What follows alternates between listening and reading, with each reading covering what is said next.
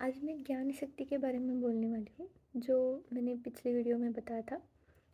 काफ़ी दिनों तक मैं वीडियो नहीं बना पाई, लेकिन आज बात करते हैं। तो ज्ञान क्या है?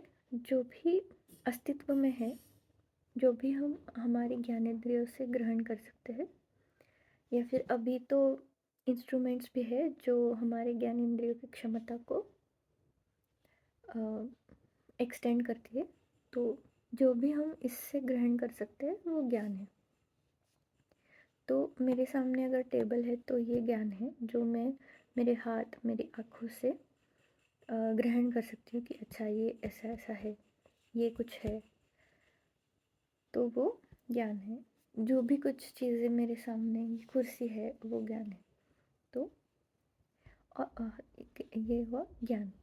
अभी ये जो भी है वो अस्तित्व में कैसे आया होगा? जो भी चीज़ें, मतलब कोई भी चीज़ पहली बार एग्जिस्ट कैसे करती है?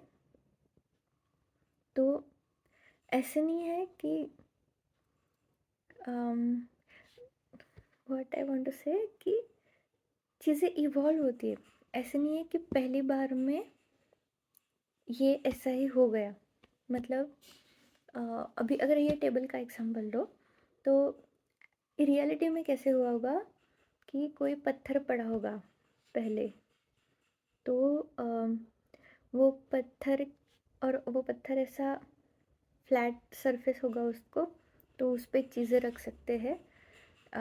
ऐसा किसी के ध्यान में आया, उस इंसान ने चीज़ें, मतलब चीज़ें रखना शुरू किया। ओके, ध्यान में आना मतलब क्या कि किसी ने चीज़ रखी, वो एकदम से गिरी नहीं, तो वो यहाँ पे चीज़ें रखना आसान है, ये सबको पता चला। अभी ऐसे करते करते पत्थर का ऐसा बनाने में टाइम लगता है और बहुत मेहनत लगती है, ऐसे किसी को पता चला।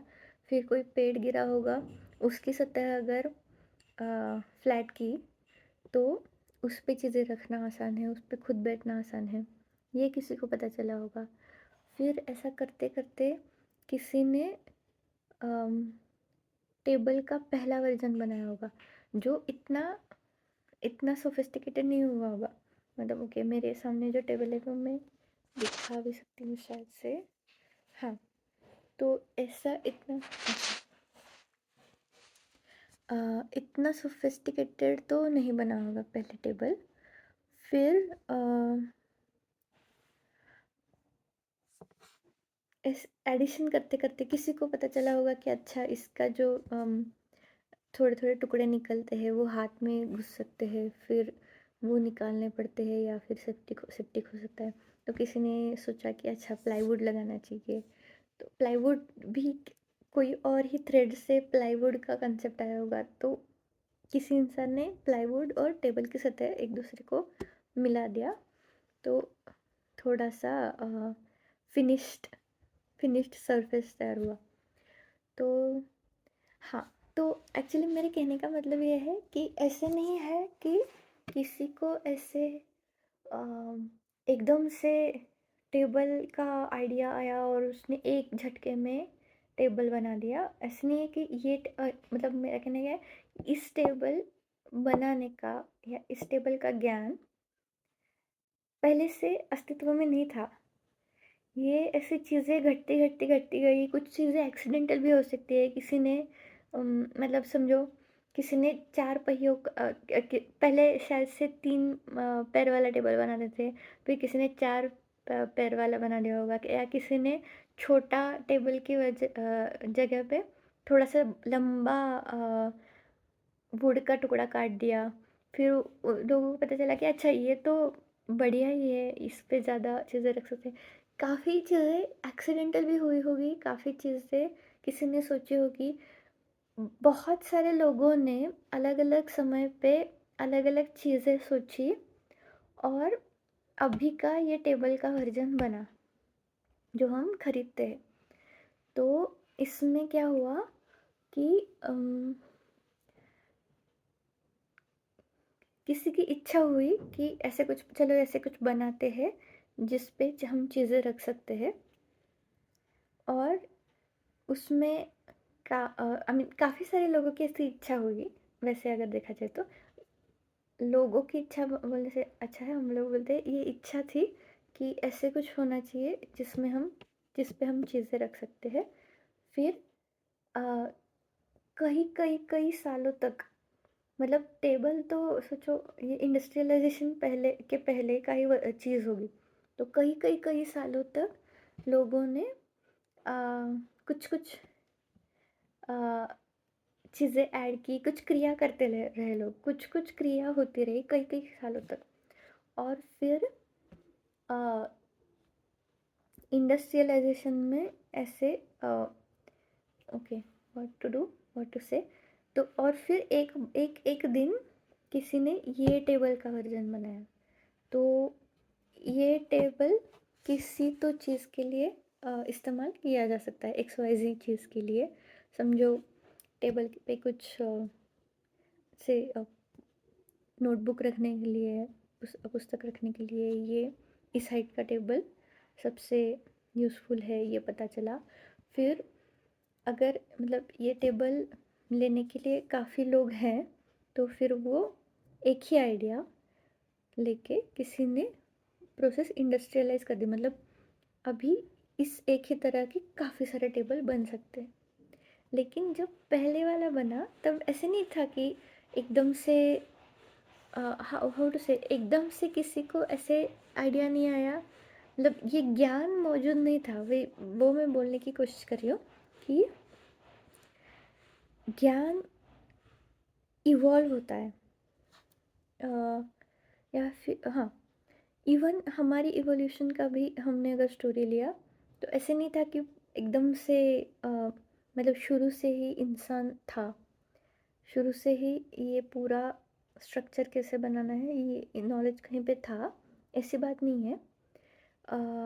डार्विन्स थियरी क्या कहती है कि मतलब बहुत शुरू में तो it's just a soup of chemicals जो एक दूसरे के साथ रिएक्ट हो रहे थे, कुछ ना कुछ बन रहा था।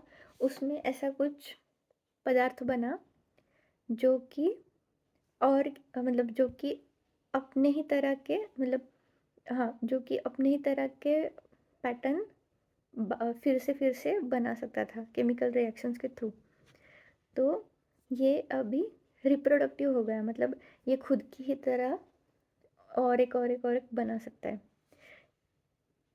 तो बाकी की चीज़ें बनी बिगड़ी, लेकिन ये रहा क्योंकि ये मतलब बाय फ्लुक वो केमिकल रिएक्शन ऐसे बन गई कि इस एक ही पैटर्न, समझो कार्बन हाइड्रोजन, ये this is example. Exact pattern क्या रिपीट हुआ पहले आई डोंट नो, लेकिन कार्बन हाइड्रोजन ये समझो पैटर्न। अगर ये मॉलिक्यूल किसी और मॉलिक्यूल्स के साथ रिएक्ट हुआ और उसने फिर से कार्बन हाइड्रोजन पकड़ा दूसरे दूसरे मॉलिक्यूल से, और दूसरे मॉलिक्यूल में समझो सोडियम और कुछ था, सोडियम ऑक्सीजन था, तो उसका एक NO3 NO2 कुछ तो बन गया। एंड आई डोंट नो, अब मुझे अभी केमिस्ट्री के फॉर्मूले याद नहीं है, तो कुछ तो बन गया। फिर कार्बन हाइड्रोजन यहाँ पे बना हुआ था। तो ये अभी इतना बड़ा मॉलिक्यूल वो बॉन्ड नहीं बना सकता है, सपोज स्ट्रॉन्ग बॉन्ड, तो वो आसानी से ब्रेक हो गया। फिर से कार्बन हाइड्रोजन के दो बन गए। तो ऐसा करते करते करते अभी इंसान तक आ गए हम लोग। तो knowledge gets generated through the actions. मतलब अभी केमिकल रिएक्शन एक्शन ही है, तो क्रिया से ज्ञान की उत्पत्ति होती है, और क्रिया इच्छा की वजह से होती है। इच्छा अभी यहाँ पे कार्बन हाइड्रोजन की क्या इच्छा होगी कि शायद से कोई स्ट्रॉन्ग बॉन्ड बनाने की, स्टेबल मॉलिक्यूल बनाने की इच्छा। तो अगर कहीं पे वहाँ पे एक इलेक्ट्रॉन ज़्यादा या कम होगा, या ऐसी कोई सिचुएशन होगी, या कोवैलेंट बॉन्ड से आयोनिक बॉन्ड स्ट्रॉन्गर होते हैं शायद से, तो उसकी वजह से कुछ तो reactions, it wants to react with some other molecule, ऐसे कुछ हुआ हुआ। तो इन जनरल इच्छा से क्रिया होती है और क्रिया से ज्ञान उत्पन्न होता है। अभी ये हमारी केस में कैसे यूज़फुल होता है, मतलब ये सब कुछ जो बड़बड़ में कर रही हूँ वो सब कुछ मुझे लगता है, मुझे पता नहीं कि किसी और को लग रहा है या नहीं, लेकिन बात करने में अच्छा लग रहा है। तो तो ये अद्वैत के पॉइंट ऑफ व्यू से कैसे यूज़फुल है कि समझो, अगर मैंने ये टेबल देखा, हाँ, और कोई टेबल देखा, और कोई टेबल देखा, तो हर टेबल का जनरल स्ट्रक्चर सेम ही है। कि उसको समझो 4 पहिए है और एक फ्लैट सरफेस है और उस पर प्लाईवुड लगा हुआ है। ओके, कोई टेबल लकड़ी का है, समझो समझो, कोई टेबल लकड़ी का है, कोई टेबल मेटल का है, कोई टेबल और किस कांच का है, लेकिन आइडिया सेम ही है। तो हम लोग ये, मतलब इससे ये पता चलता है कि शायद से रूट भी सेम ही होगा। मतलब किसी एक इंसान को टेबल का आइडिया आया और फिर मतलब वो आइडिया कैरी फॉरवर्ड हुआ, एक ने दूसरे के साथ बात की, एक ने कहीं पे तो देखा, तो उसने सोचा कि मैं भी ऐसा बनाती हूँ, तो उन्होंने वो बनाया फिर। या हाँ, तो किसी को आइडिया आया कि अच्छा ये कांच का अगर बनाया तो ज़्यादा लेविश लगेगा, तो उन्होंने कांच लगा दिया वहाँ पे। किसी को लगा कि ज़्यादा दिनों तक हमें रखना है, यहाँ किस कहीं पे लकड़ी की कमी हो सकती है, तो उन्होंने सोचा कि हम लोग तो मेटल का बनाएंगे। तो इससे मतलब हम लोग ये अंदाज़ा लगा सकते हैं कि शुरुआत तो शुरुआत तो कहीं से एक ही जगह से हुई होगी शायद से। दो एक से दो इस केस में तो एक से ज़्यादा जगह पे हो भी सकती है, लेकिन शुरुआत थोड़ी जगह से हुई होगी और वो फिर फैला होगा और फिर बहुत सारी वेरिएशंस उसमें आई होगी। तो हाँ, ऐसे ही हम लोग जब देखते हैं कि मतलब ये एक जनरलाइज्ड आइडिया है। तो ऐसे ही हम लोग जब देखते हैं कि इंसान, ह्यूमन बॉडी भी एक तरह से काम करती है, वैसे ही कुत्ते की बॉडी काम करती है, काइंड ऑफ वैसे ही किसी पंछी की बॉडी काम करती है। तो आइडिया ये है कि मोस्ट प्रोबेबली शुरुआत एक ही जगह से हुई होगी, एक ही तरीके से हुई होगी शायद से। समझो एक जगह से नहीं हुई, फिर भी एक ही तरीके से शुरुआत हुई है। तो ये ऐसे नॉलेज अगर ट्रेस करते करते जाए तो पहुँचते हम एक ही स्टार्ट पे है। क्योंकि मतलब हाउ टू मेंशन दिस, अगर हम नॉलेज ट्रेस कर रहे हैं तो हमें पता चलता है कि अच्छा ये नॉलेज कैरी फॉरवर्ड हुआ है। मतलब हर घूमने वाले जानवर के 2 या 4 पैर होंगे, मतलब लिम्स होंगे, 4 लिम्स होंगे ऐसे कुछ। ये काफ़ी काफ़ी जानवरों के 4 लिम्स हैं। फिर उसके पहले 2 जानवर मिलके एक ऑफस्प्रिंग बनाएंगे, ये है। तो ये तो मतलब अगर हम प्लांट्स में जाए तो वहाँ पे भी ये कॉन्सेप्ट है। उसके पहले एक ही ज एक ही प्लांट का मतलब उसका खुद का रेप्लिका बनाएगा। या फिर अमीबाज एक्सेट्रा में भी वैसा ही है कि एक ही माइक्रो ऑर्गेनिज्म खुद ही का रेप्लिका बनाएगा। तो वो है, लेकिन रेप्लिका बनना कॉमन है। तो ऐसे अगर पीछे चले जाए तो केमिकल रिएक्शंस में भी ऐसा सिचुएशन आ सकता है।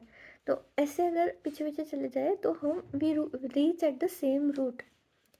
सो the knowledge helps us to reach at the same route, क्योंकि क्रिया में जो सातत्य आता है वो चीज़ें हैं जो एग्जिस्ट करती है, उसको हम ज्ञान कहते हैं. जो मतलब I don't know whether I am able to say this properly. ऐसे समझो जैसे कि टग ऑफ वॉर चल रहा है अगर दो टीम्स है, और वो दोनों टीम्स मतलब एक एक एक बार उस तरफ जा रहा है, एक बार इस तरफ जा रहा है, तो इस सिचुएशन में हम लोग इसके बारे में कुछ नहीं कह सकते. लेकिन जब वो दोनों टीम्स का पावर सिमिलर है और वो कहीं पे नहीं जा रहा, तो अभी यहाँ पे हाँ, यहाँ पे कुछ हम कुछ मीनिंग निकाल सकते हैं यहाँ से, क्योंकि एक रिपीटेशन हमारे देखने की हमारी जो तस्वीर दिख रही है उसमें एक रिपीटेशन है. तो वहाँ पे हम लोग बोल सकते हैं कि अच्छा, ये ऐसे ऐसे खड़े हैं, ये यहाँ यहाँ खड़े हैं, और बीच में लाइन है, ये इस तरफ है या ये उस तरफ है. ये हम लोग कुछ बोल सकते हैं जब एक हमें जो तस्वीर दिख रही है, समझो हम पर हर सेकंड में समझो 100 बार एक तस्वीर देख रहे हैं, और 100 के 100 बार वो तस्वीर सेम ही है. तो हम लोग उस तस्वीर के बारे में कुछ तो कह सकते हैं. अगर हर 100 मतलब हर बार 100 तस्वीर डिफरेंट डिफरेंट है, तो हम लोग क्या ही बोलेंगे उसके बारे में. तो ये क्रिया में जो सातत्य आता है, जो क्रिया में आगे मतलब हाँ, वो सातत्य आगे आगे चलता रहता है, और उसकी वजह से हम लोग ये ट्रेस कर पाते हैं कि अच्छा, इसका उगम शायद एक ही है. तो ये आइडिया अद्वैत में उपयोगी है कि इच्छा शक्ति से क्रिया शक्ति, इच्छा की वजह से क्रिया होती है, क्रिया की वजह से जो चीज़ एग्जिस्ट करती है वो ज्ञान है. और अगर हम उस ज्ञान का कोई धागा पकड़ सके, जो कि हम लोग कितना भी पीछे पीछे चले जाए, या कितना भी अंदर अंदर चले जाए, कितना भी वाइड एंगल पे चले जाए, अगर वो धागा सेम रह रहा है, तो इसका मतलब जो है वो एक ही चीज़ है. और इसमें ये ओम जो है, मतलब existence, accumulation and destroying into something else, ये चीज़ हर लेवल पे, एटॉमिक लेवल पे, या व्हाट फंडामेंटल पार्टिकल के लेवल पे भी. हाँ, फंडामेंटल पार्टिकल तो actually sometimes it behaves as wave, sometimes it behaves as particle. So वो तो आइडिया काफ़ी डीप भी है. लेकिन ओके, हम लोग एटॉमिक लेवल से लेके दुनिया के लेवल पे भी जाए, या उसमें से कोई भी चीज़ हम लोग ले, कुछ भी, तो ये एग्जिस्टेंस, accumulation और growth and getting destroyed into something else, ये चीज़ अप्लाई होती है. तो इससे पता चलता है कि जो भी है वो एक ही चीज़ है. तो ये अभी यहाँ पे रुकते हैं, आगे मुझे पता नहीं मैं क्या बोलूँ. Thank you.